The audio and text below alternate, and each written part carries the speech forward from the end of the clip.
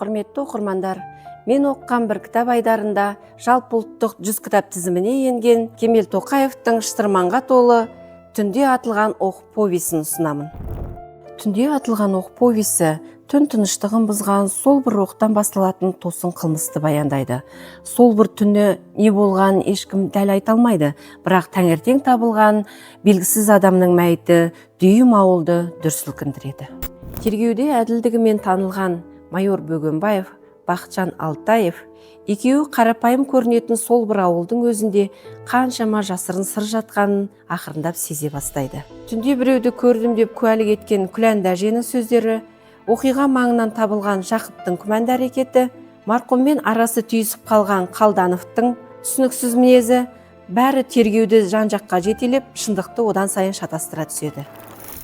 Әрбір белгі, әрбір айтылған сөз, әрбір істелінген іс-әрекет істің шешіміне әсер етуі мүмкін. Ал сол бір түнде атылған жалғыз оқтың артында қандай құпия жатқандығын нақты бір адам ғана біледі. Ол адам әлі сөйлей қойған жоқ. Бұл повесть сіздерді соңына дейін қызықтыратын, әр бетінде тартыс пен күдік қатар жүретін әсерлі шығарма. Бұнда бәрі бірден ашылмайды, сондықтан шыдамдылық пен назар аудару қажет. Егер осы оқиғаға тереңірек үңілгіңіз келсе, кітаппен жақынырақ танысу үшін кітапханамызға келуге шақырамыз.